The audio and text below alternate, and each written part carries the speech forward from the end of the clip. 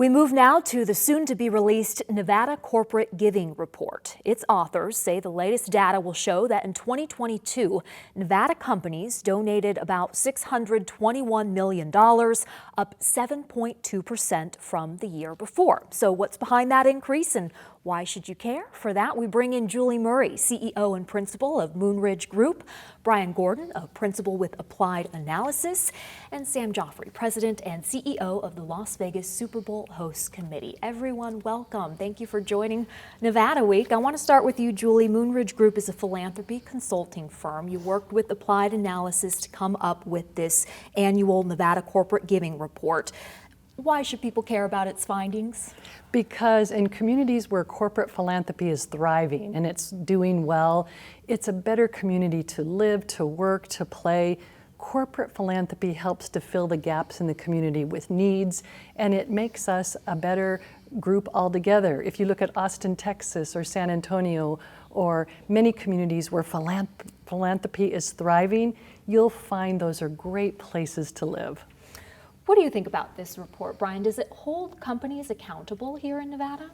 Yeah, I think it does to some extent. We've been producing this report with Julie's help over the last 10 years, and we've seen pretty consistent growth in terms of overall giving. It also has an opportunity to align what corporate philanthropists are looking for with what some nonprofits may be trying to attract in terms of funding and finding ways to align better. So I think there's clearly some benefits to it, but also provide some accountability and benchmarks, if you will, for those donors to measure up against. And that increase in donations I talked about in the intro, what do you think is behind that? There's a lot of increased interest, I think, in a number of organizations in this community. I also think that the economy has been doing relatively well when we think about where we've come out of the height of the COVID-19 pandemic. We've moved sort of further away from that. I think businesses are doing better, and I think there's more awareness of needs in the community. So I think all those factors start to dictate that there's increased investments taking place by corporations here in the state of Nevada, and that's rippling through in terms of employee giving as well as volunteer time throughout the community. Sam, you are the newcomer to this table because you are part of the Las Vegas Super Bowl Hosts Committee. I mean, I don't imagine you're going to be in this Nevada report, correct? This was for 2022, right? Yeah. So no, You're going to be in the next one. we hopefully will have a very good, nice little impact for the next one. Tell me what kind of impact a Super Bowl has on a community. You know, a lot of people talk about the direct economic impact, which is the dollars generated the week of the event from hotel rooms and visitor spending. But then there's also a number you can't really even quantify, which is the media and PR value of hosting a Super Bowl and how that will broadcast Las Vegas to the world, reinforcing our message as a popular destination, a favorite destination for major sporting events. But then there's also the community impact of not just Super Bowl, but all the major sporting events that hopefully Vegas is going to be attracting over the next decade. That is in philanthropy giving. It's in investing in our local nonprofits. It's creating youth programs and opportunities. It's creating opportunities for small businesses to participate in this new part of the economy, which is sporting events.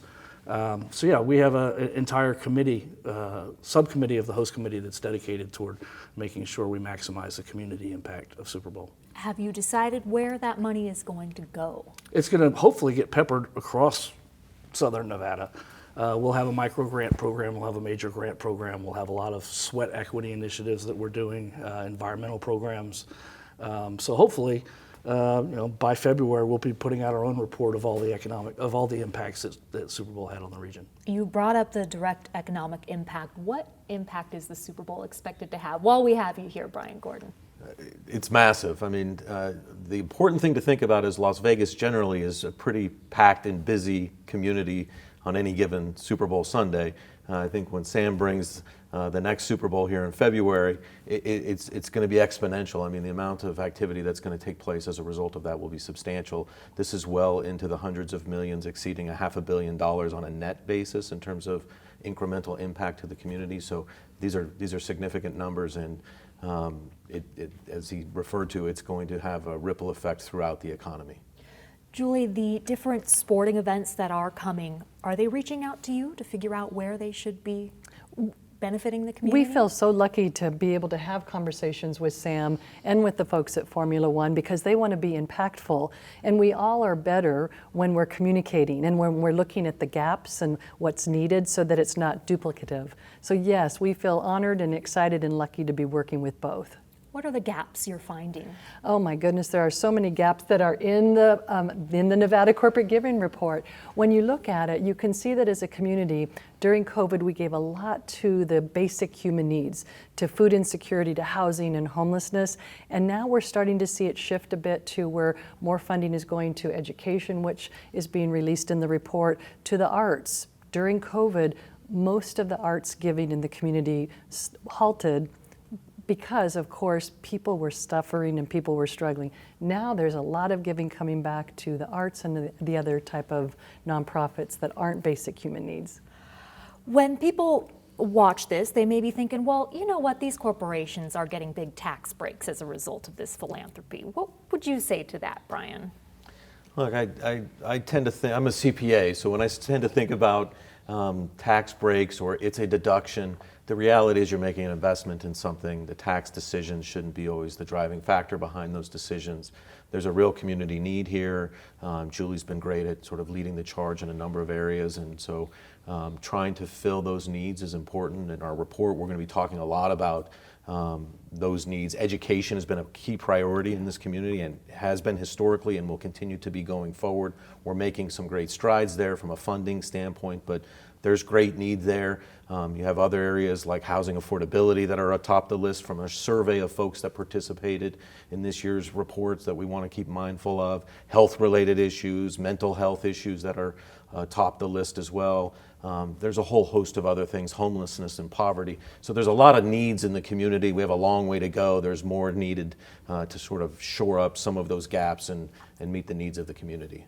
So it may be a tax break, right, Julie, but it's going to fill significant needs in our community. And it's a win-win. If we all had a corporation together and we were looking at, should we just have a product or service, or should we have profit and purpose?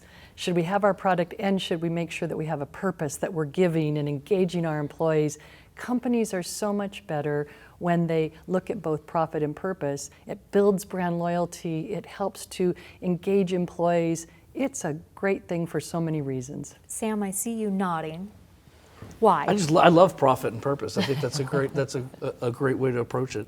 The Super Bowl hopefully is going to have a lot of the impacts that we talked about earlier, but we're looking at different ways, not only through legacy grant dollars, to have a positive impact throughout the community. Tell me about the Legacy Grant Program. Sure, we're going to be working with the NFL Foundation to match local dollars, millions of dollars worth of local contributions through an application process. It'll be soon revealed, but we want to spread that wealth out over, like we were talking about earlier, either multiple micro grants, some larger grants, some programs that we hope to create and develop. And really, there's the legacy of the impact, but also hopefully the legacy of the programming that we put in place that can last till either the next Super Bowl or the Final Four or the college football championship game.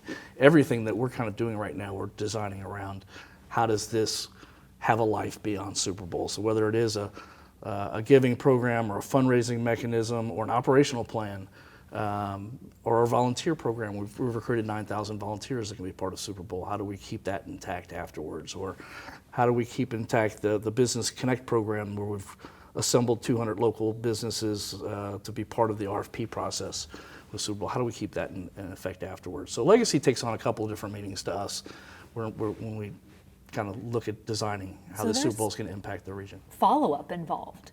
Yes. And a lot of that are who are going to be the good stewards of a lot of the work that we do that we can hand off. So we're looking at partnerships with different organizations, whether that's the Raiders Foundation or whether it's Moonridge or different United Way. We're partnering on a fundraising mechanism that will be sustainable for them moving forward after the Super Bowl. So everything we do, we try to make sure that it has a life beyond Super Bowl. Think about this one for a second, and then I'm going to ask Brian a question. But think about this one, if an example you can think of, because you've worked on 3 Super Bowl host committees, I believe, prior to. Yes. Okay, of where there was an example of giving that stands out to you. Well, unless you already have it top of mind. I got a few of them. Okay. But I mean, I think a lot about back in the days of 1997 Super Bowl, 2002 Super Bowl, there was a initiative and program in place with the NFL called the Yet Center, the Youth Education Town, and all of the fundraising and community giving was always focused toward that center. And then in the mid-aughts, they decided to kind of expand that. So while we don't have a Yet Center here, everything that we do will go into the community. But some of the examples that have happened in the past decade or so, or since the Super Bowl in New Orleans in 2013, we took the turf from the game and reinstalled it at a youth football facility. So there's still a football facility in New Orleans that has the turf from the Super Bowl in 2013. There are parks and playgrounds that were redone completely, that still have the concrete stamps in them with the Super Bowl logos as part of legacy projects there. So there are brick and mortar things as well as other programs and initiatives that come out of hosting these events. Back to the report itself, I'm going to put you on the spot here. Which corporations stand out to you? Who's doing well in Nevada in terms of corporate giving? Oh, look, there's a wide range of them. You are putting me on the spot a little bit. We had a lot of great participation from a number of corporations. You can imagine the major players in town, ranging from the MGM Resorts of the world, Wynn Resorts, Caesars Entertainment, Station Casinos, Boyd Gaming. I mean, the list just goes on and on. But then there were other corporations and businesses that also participated with local law firms and other professional services firms and financial services companies. I mean, it's been pretty wide-ranging in terms of who is contributing to the philanthropy that takes place in the state of Nevada. And it has been both north and south in the Silver State. And so I think it just demonstrates that there's a lot of commitment and a lot of engagement from corporations in the state, and look, we hope some of that continues going forward. You brought up several casinos. Nevada's casino industry is coming off a record revenue-generating year. Are casinos donating enough, in your opinion? Well, look, they're doing a ton. And it's not just the cash contributions. I think there's a part that you'd learn at this philanthropy summit that there's a lot of engagement in terms of employee programming that takes place, which really gets their employees committed and engaged in the community more. I think the biggest metric out of this year's report is that employee volunteerism increased by about 50% from the prior year. Part of the reason being we're coming out of the COVID-19 pandemic. There were more opportunities for volunteerism, but I think the engagement by those folks has been really impressive, and we've continued to see them come out in greater numbers. So again, I think that's a key element of all of this, that people are actually donating their time.